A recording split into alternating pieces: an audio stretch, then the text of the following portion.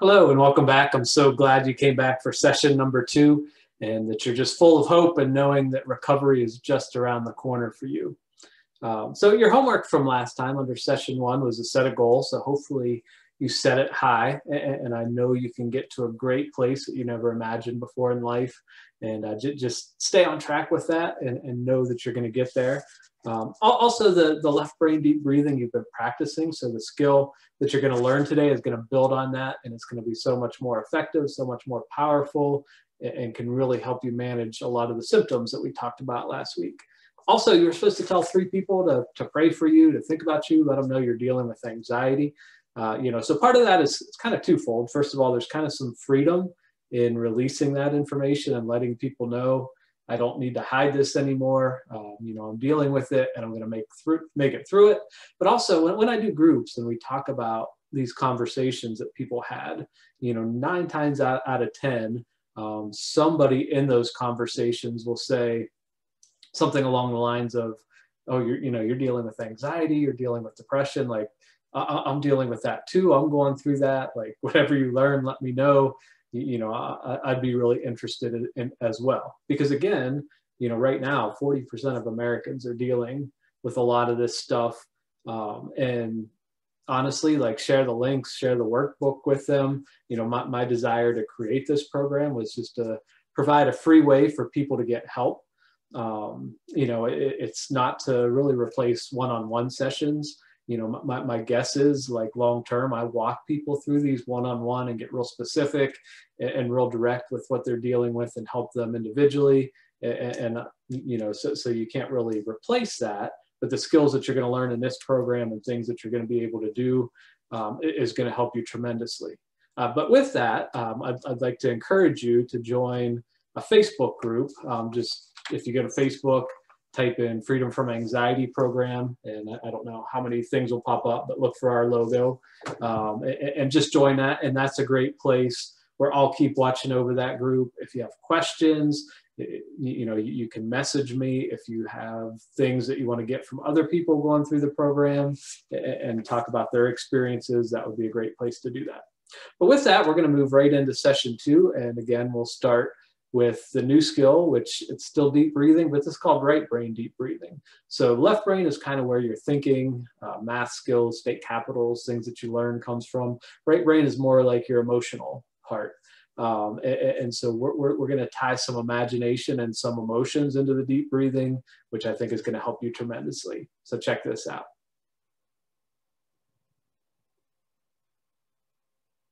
Hello again. Last time we talked about deep breathing from the left brain. Now we're going to talk about it from the right brain, where right brain is more like where your imagination comes from. And so what we're going to do is we're going to implement some of your imagination into the deep breathing. And this is great, not just for anxiety, but even physical issues of pain and different things. And so what I want you to do is, we'll just use anxiety, since it could be depression or whatever the negative feeling is, but we'll just go with anxiety. So when you're doing the deep breathing, what I want you to try is imagine that the anxiety is inside of your body, and you're going to make that anxiety your least favorite color. All right, so maybe you hate black, maybe you hate orange, whatever it may be. Just see it all through your body in that ugly, nasty color. All right, and then when you inhale, you're still going to do the 5 inhale, 10 exhale. When you inhale, in your imagination, start down at the tips of your toes and just see all that nasty, ugly color, that anxiety or whatever that negative emotion is, as you're breathing in, going from the tips of your toes all the way up into your head. And then when you exhale, see that ugly, nasty color, the negative emotion, just coming out with your exhale and getting out of your body. All right, and then when you look back inside your body after your exhale, you should notice there's a lot less of that ugly, nasty color and that feeling and symptoms associated with the anxiety, depression, whatever it may be. So do it again. Go from tips of your toes, slowly breathe in for the 5 seconds. Whatever that ugly, nasty color is still left, exhale out. If you still notice, hey, I still got some more of this junk inside of me, again, imagine that tips of your toes, bring it all up into your head on the exhale. Exhale it all out. And then finally, once you notice that ugly, nasty color is gone, you're going to replace it with your favorite color. And something special to you that favorite color may represent. So it might be God's peace. It could be just a sense of calm. It could be joy, it could be happiness, whatever emotion you feel like, hey, I need this.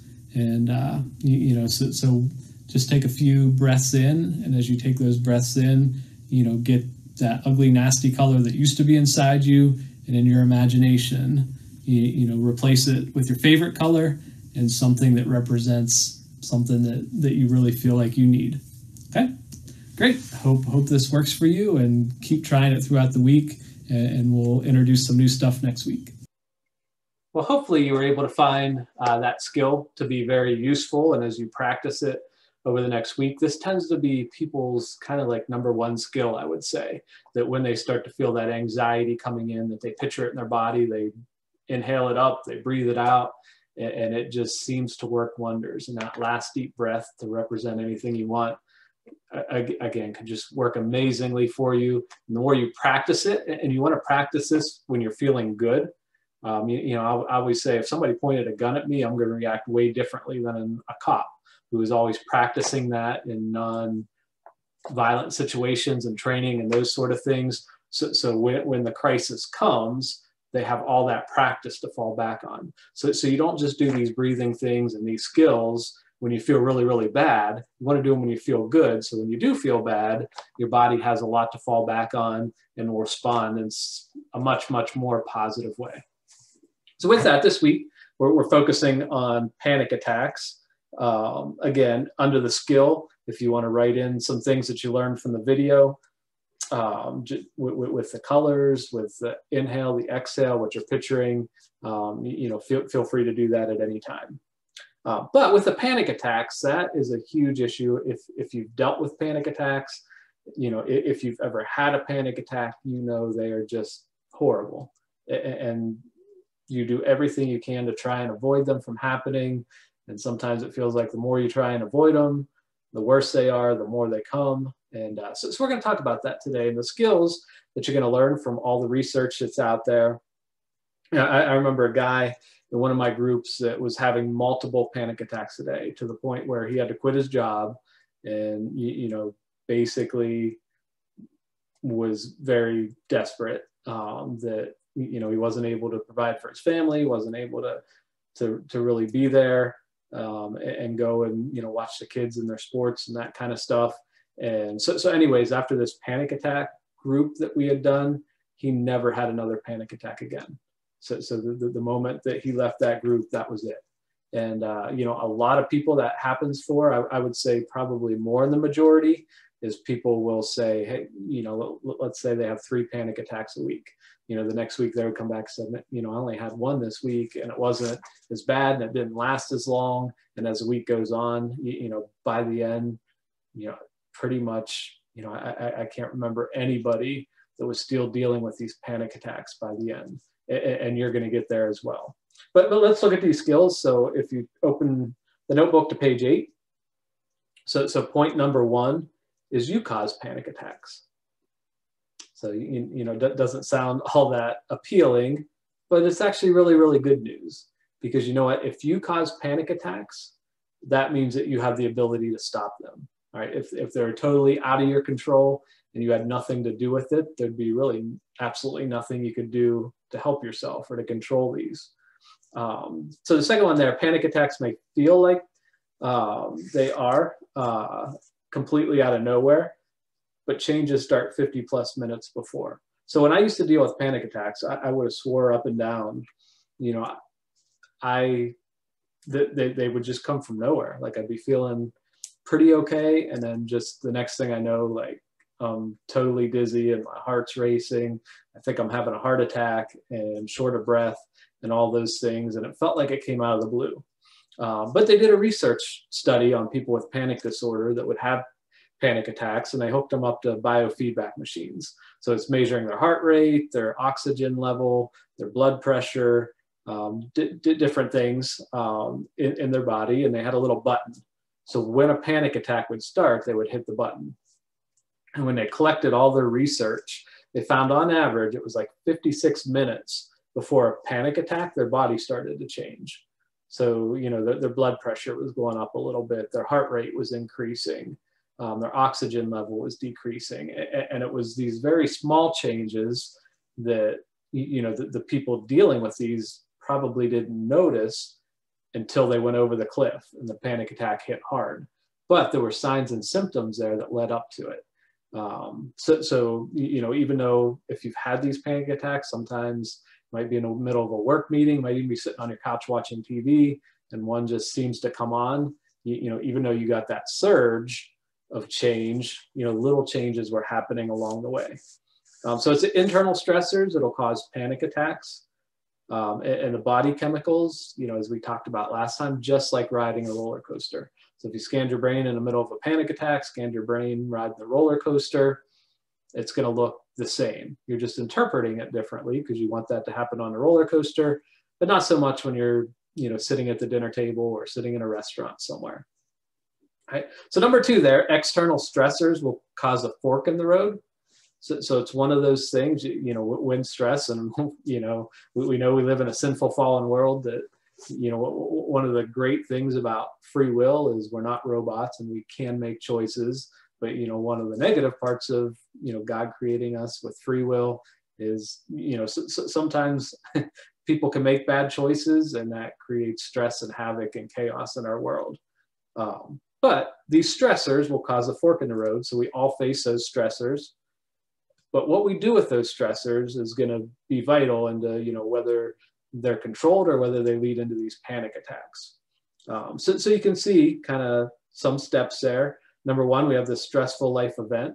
So something stressful happens, and we get this externally generated anxiety. So, you know, all of us face a certain amount of stress, a certain amount of anxiety, and that's normal. Again, living in a sinful, fallen world. Then we get the chemical releases, and so our body starts to change, and we start to feel some of the symptoms that we talked about last week. And with those body symptoms, what we do next is kind of the fork in the road. So you start to feel dizzy, you start to feel a little headache, you start to feel a little chest pain, those sort of things. And it's at that point, there's 2 different directions we can go. All right, so imagine yourself, you know, or imagine a woman, she's standing in the kitchen making dinner, she looks at the clock and it's 5:45. Her husband said, hey, I'll be home at 5:30, and he never called. And so she's a little miffed, a little upset that, you know, what in the world, you know, why didn't he call, text me to let me know he's going to be a little late? And then that what if thinking starts to creep in. You know, what if he can't call me? You know, what if he's been in an accident and he's laying in a ditch along the road now? And next thing you know, she's imagining EMT and the fire station being there, trying to revive her husband, and he's not going to survive. And now she's thinking, how am I going to survive with the kids without my husband? And, you know, so it's gone from being 15 minutes late and a little miffed within probably 2 minutes to, you know, he's dead and buried, and how am I going to survive? And I guarantee a lot of you listening to this can really relate to what I just said, and you find yourself. So that's kind of the bad fork in the road, right? You start to feel this little anxiety, this little tension, and, you know, you go down a really, really bad path. But what we're going to do is talk about what's a good path. You know, so if you go down that good path, how do you prevent these panic attacks from happening? So one side note there, our best weapon is self-talk. And the messages that we tell ourselves, you know, the things that we feed into our brains and into our minds are going to be a huge key and a huge piece in all this. And so next session, that's going to be our whole focus. And next session will probably be our most important session of the entire program. And the skills that we learn next time will carry on throughout the whole program. So that's coming. But just know, as we talk about these panic attacks, those messages as we go forward and down the road are going to be a key. But just a little side note under point number 3 there. You know, first of all, nobody ever died from a panic attack. So I've worked in large churches as a pastor. I've done family ministries, I've done counseling, and with being in large churches, there's a lot of funerals. So I've done funerals, I've attended a lot of funerals, and I've, as a pastor, has never stood up in front of a group of people, and I've never had to say, this poor Harry, his last panic attack just did him in. So that's why we're here at this funeral, because he couldn't control these panic attacks, and that this last one was it for Harry. Never had to say that. I'm guessing, I'm sure in the history of the world, no minister, no doctor has ever said, this person died because of a panic attack. And it's not going to happen for you either. The second thing, they will go away 100% of the time. So all the people I've worked with, and mostly always being anxiety and depression people, and dozens of people who have dealt with panic, nobody's ever said, you know what, Mike, I started a panic attack like 6 months ago, and it hasn't gone away yet. It always goes away. So if you've had 6 panic attacks in your life, you've had 6 that's gone away. If you've had 6,000 panic attacks in your life, you've had 6,000 that have gone away. So if 6,001 comes, it's going to go away. If you're at the 6 and number 7 comes, just like the other 6, they're going to go away. So 2 things always to remember when you think about these panic attacks, or if you feel like one could possibly come on. Number 1, and this goes into the self-talk a little bit. Number 1, no, you're not going to die. This thing is not going to kill you. And number 2, it's going to go away. The average amount of time panic attack lasts is 8 to 12 minutes. Now, the after effects from all those increased chemicals and chemical changes, so you may drag the rest of the day and not feel all that great, for a couple hours afterwards while your body readjusts. But the actual panic attack is usually fairly short, and it's just that surge of chemicals. And again, it's not going to kill you, and it's going to go away. So millions of people have dealt with panic. And panic, if you're interested, releases adrenaline, sodium lactate, and cortisol. And again, all those chemicals, your body's going to be able to adapt and readjust and make yourself feel better. So you can see some of the common symptoms of a panic attack. So I'm sure as you look at that list, if you've dealt with panic, you can definitely relate to those things. But number 4 is going to be our key. So number 4 is you can learn the 6 steps to never have a panic attack again. And I kind of adjusted these around a little bit. So it's kind of like the A, B, C, D, E, F words. But step number 1 is to accept. And that goes back to the 2 things that I just told you, that you're not going to die and it's going to go away. So when you start to feel those feelings, instead of like doing everything humanly possible to fight them off, that you're basically just going to say, I'm not going to die. I'm going to get through this, and it's not that big of a deal. And here's really the key. Here's how a panic attack works. So if you've ever seen those Chinese finger traps, and I usually have one, it's at my office at the college, and didn't have any for this session, but I'm sure those of you who've seen the little cardboard tubes, you stick your 2 fingers in, and the harder that you pull your fingers apart, the tighter that Chinese finger trap or that tube gets on your finger, and you can't get your fingers out unless you just relax and slide one finger out, slide the other finger out. So the way panic attack works, and the way really anxiety works, is when the anxiety comes and when those chemicals come, it's like your fingers are in that trap. And the more you fight it, and the more you pull, and the more you try and get yourself out of that, the worse it's going to be. The stronger the anxiety is going to get, the worse you're going to feel, and it's going to allow the panic attack to come. Same thing with a bee. You got a bee buzzing around you. The worst thing you can do is start to swat at it, because that can anger the bee and make it so much more likely that you're going to get stung. Where a bee comes around you, if you just hold still, let it buzz around for maybe 15, 20 seconds, 99% of the time, it's just going to fly away and you're going to be fine. So this is going to be the same thing with the panic symptoms. When you start to feel them and you get this surge of chemicals, the surge of adrenaline and all those things coming on, again, back of your mind, not going to kill me. It's going to go away. And you really just accept it. And I like to use the word float. So you can see that's going to be the last word down there, but you're just going to float with these things. So again, accept it. You're going to breathe. So if a lot of times people will start to hyperventilate a little bit, or like breathing gets shallow. I mean, you don't even have to use your deep breaths. Just remember, just this isn't a big deal. I'm not going to swat at the bee. I'm not going to try and pull myself out of the trap. I'm just going to get myself through this. So stay calm. So you're accepting, you're breathing, you're staying calm. Again, not going to kill you. It's going to go away. If you want to distract yourself. So I remember a girl I used to work with, little girl that was also a basketball player, and I coached basketball. So she was going in the next quarter, and she was really nervous, and I was helping her with a lot of these skills. So I told her, I want you to go sit on the bench, add up all the jersey numbers on our team out there, and add up all the jersey numbers on their team out there, and let me know like who has a higher number. So again, she knew, just float with these symptoms. I don't have to feed into them. I don't need to swat at them.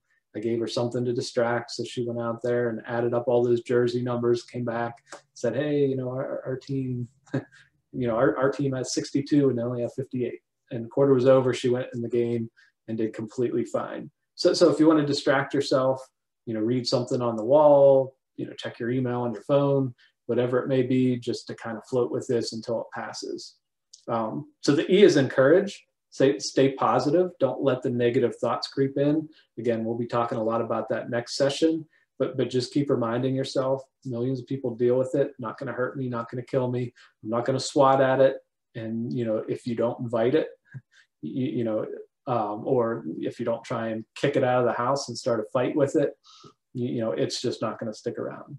And then my favorite word there, the float. So just notice the symptoms. Like, honestly, I think better than distracting yourself is just noticing those changes. Remember, it's just like riding a roller coaster. And I mean, even in your imagination, imagine yourself on a roller coaster, and you're going to see those feelings and symptoms are so similar. And the moment you don't care about them, they don't stay around. And, hundreds of people that I've worked with say like, this works. Research shows that it works. And so one other technique that you could try, this is mainly I've seen work with the guys, but girls can try as well. I call it the Rocky Balboa method. So when you start to feel those symptoms and you start to feel dizzy, or maybe you feel like your heart rate's going up and those sort of things, it's almost like embracing it and inviting it and saying like, man, you think that's dizzy? Let me see how dizzy you can actually make me. I don't care. I want to see what you got. Bring it on. Or, I can feel my heart rate rising. Like, bring it on. Like, let me see what you can do. I'm not afraid of you. Like, I'm not going to fight you. I'm inviting you. Come do what you're going to do. And the moment where you try and like make those symptoms worse, like anxiety has no power. It loses what it's trying to do to you. And just like the bee, it's just going to float and fly away. So number 5 is to learn to keep your anxiety low. So if you think of your anxiety on a scale of 1 to 10, like shoot to walk around at a 2. Unfortunately, we're not going to all be 0s or 1s just because of that sinful fallen world. But I can't tell you how many people I've worked with that'll say something like, if my anxiety could just be like a 5.5, I'd be okay, because I can work with that, I can function with that, do things with my kids. But the problem with that, and I don't remember if we talked about this in session 1, so sorry if I'm repeating this, but the problem with that is, again, all of us face stressors. So somebody bumps into your car in the parking lot, and so it comes up and it's going to raise your anxiety 3 points. If you're at a 5.5 already, that's going to send you over the edge. Where if you get yourself down at a 2 and something happens that raises you up 3, like you're still okay, you can still function. So just keep that low. And the way you keep it low is using the skills that you're going to learn, the breathing skills. Definitely next session is self-talk. What you just learned here with embracing and floating with some of these feelings and not feeding into them and swatting at the bee, and using that positive self-talk. So looking back, you have that stressful life event. You get externally generated anxiety, and that's justified because we all face anxiety and bad things that happen. You get those chemical releases, you get those body symptoms. And again, you got those two forks in the road. You can feed into it. You can panic about your panic and just allow it and try and like fight it off. And like I said, that's just inviting it to get worse and feel better, or make it come even stronger. The path that you want to take, again, is the self-talk. Not going to hurt me, not going to kill me. I'm just going to float with it. I'm not going to swat at the bee. And honestly, when you start to do this, some of you are never going to have a panic attack again. Some of you are going to have fewer panic attacks, and the body symptoms are going to be a lot less. And the panic episode is going to last a shorter amount of time. And, as you build up over the next 3-4 weeks, so some of you will never have a panic attack again. Some of you a month from now won't be having any more panic attacks. And I know you can I know you all can do this and not allow yourself to panic about your panic. And the moment that you don't pull through that Chinese finger trap or swat at the bee, it's just going to go away. All right. So for the homework this time, number one, when you feel anxious or depressed this week, just float with it. Don't let it bother you. It's okay. Number two is to try 1 or 2 things this week that may cause you some symptoms. So may have had people afraid of heights that they'll just go up to the attic and stick their head out the window. If you have some social anxiety, just asking, let's say go to the grocery store, and when you check out, just ask the cashier how her day's going. You're not looking for something to like set you over the edge. You're looking for something this week to just produce a little bit of anxiety where you can just notice it, you can just float with it and not feed into it as you've been doing in the past. So there's a place you can write down 2 things if you can think of something things that may produce just a little bit of anxiety for you, just so you can like test out what I'm telling you. Definitely keep using the deep breathing daily. And then number 4, this is going to be important. This is trying to help you prevent like the crash that tends to come a little bit later in the program. So I want you to exercise at least 20 minutes for at least 3 days this week. Because as we go on, we're going to be talking about diet and exercise. And some of you who haven't exercised in months, maybe even years, I don't want that session to hit you really, really hard. So get out and for some of you, that's just walking around the block. Maybe walking around your house for 20 minutes up and down the steps. For other you that already exercise and stuff, like keep it up. And again, we're trying to prevent the crash from happening and like keep you moving in a positive direction. So again, next session, I can't wait to talk to you about that. It's my favorite one. And I'll see you then, and have a great week and stay up with this homework. Okay. We'll see you soon.